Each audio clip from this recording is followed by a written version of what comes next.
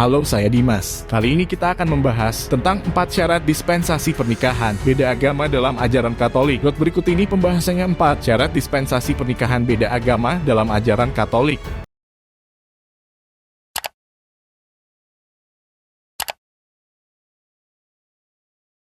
JPNN.com, JAKARTA heboh perempuan berjilbab di Semarang menikah di gereja yang videonya viral di medsos mendapat tanggapan rohaniawan Katolik Romo Beni Susetio.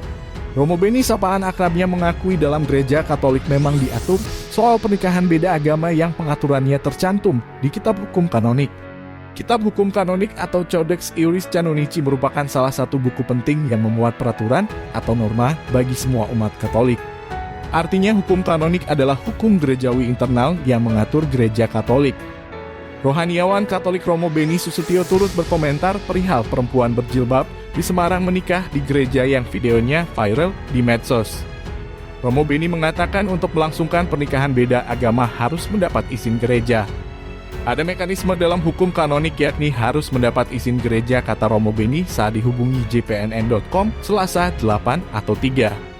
Anggota BPIP itu mengatakan ada dispensasi dalam gereja perihal pernikahan beda agama.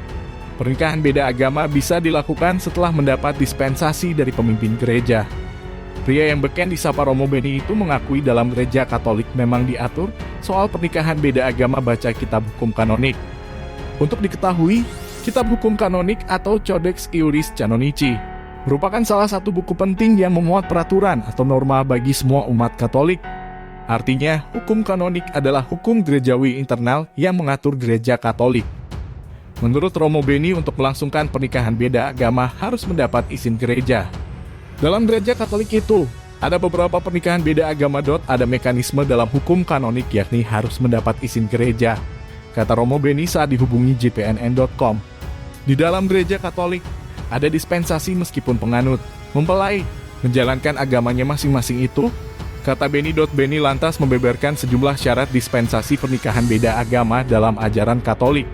Pertama, pihak Katolik menyatakan bersedia menjauhkan bahaya meninggalkan iman serta memberi janji dengan jujur bahwa ia akan berbuat segala sesuatu dengan sekuat tenaga agar semua anaknya dibaptis dan dididik dalam gereja Katolik. Kedua, mengenai janji-janji yang harus dibuat oleh pihak Katolik itu pihak lain hendaknya diberitahu pada waktunya.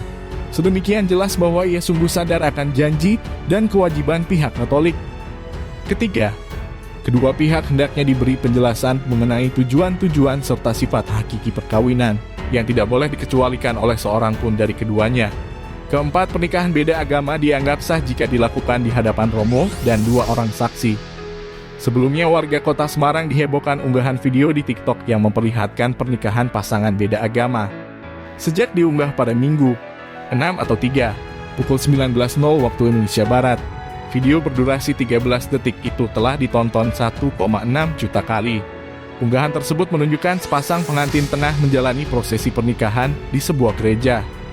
Di antara kedua mempelai itu ada seorang pastor. Pengantin perempuan dalam video itu tampak memakai hijab, sedangkan mempelai prianya mengenakan jas hitam. Konselor pernikahan beda agama Ahmad Nurholis mengatakan prosesi tersebut terjadi di kota Semarang. Saya menjadi saksi pernikahan beda agama itu kemarin Sabtu, ujarnya melalui sambungan telepon kepada wartawan Senin 7 atau 3. Menurut Nurholis, akad nikah dan pemberkatan sepasang pengantin itu dilakukan di 2 tempat terpisah. Prosesi akad nikahnya dilaksanakan di sebuah hotel, sedangkan pemberkatannya dilakukan di gereja Ignatius Kerapia. Nurholis menjelaskan pasangan beda agama itu menjalani proses sekitar 2 tahun hingga akhirnya mencapai pernikahan. Kanonik 1086. 1. Perkawinan antara 2 orang, yang diantaranya 1 telah dibaptis dalam gereja Katolik atau diterima di dalamnya dan tidak meninggalkannya dengan tindakan formal, sedangkan yang lain tidak dibaptis, adalah tidak sah. 2. Dari halangan itu janganlah diberikan dispensasi, kecuali telah dipenuhi syarat-syarat yang disebut dalam Kanonik 1125 dan 1126. 3. Jika satu pihak pada waktu menikah oleh umum dianggap sebagai sudah dibaptis atau baptisnya diragukan, sesuai norma kanonik 1060 haruslah diandaikan sahnya perkawinan, sampai terbukti dengan pasti bahwa satu pihak telah dibaptis, sedangkan pihak yang lain tidak dibaptis. Kanonik 1125 izin semacam itu dapat diberikan oleh ordinaris wilayah jika terdapat alasan yang wajar dan masuk akal. Izin itu jangan diberikan jika belum terpenuhi syarat-syarat sebagai berikut. 1. Pihak Katolik menyatakan bersedia menjauhkan bahaya meninggalkan iman serta memberikan janji yang jujur bahwa ia akan berbuat segala sesuatu dengan sekuat tenaga agar semua anaknya dibaptis dan dididik dalam gereja Katolik. 2. Mengenai janji-janji yang harus dibuat oleh pihak Katolik itu, pihak yang lain hendaknya diberitahu pada waktunya sedemikian sehingga jelas bahwa ia sungguh sadar akan janji dan kewajiban pihak Katolik. X3. Kedua pihak hendaknya diajar mengenai tujuan-tujuan dan ciri-ciri hakiki perkawinan yang tidak boleh dikecualikan oleh seorang pun dari keduanya. Kanonik 1126 adalah tugas konferensi para uskup untuk menentukan baik cara, pernyataan dan janji yang selalu dituntut itu harus dibuat, maupun menetapkan cara hal-hal itu menjadi jelas, juga dalam tata lahir, dan cara pihak tidak Katolik diberitahu.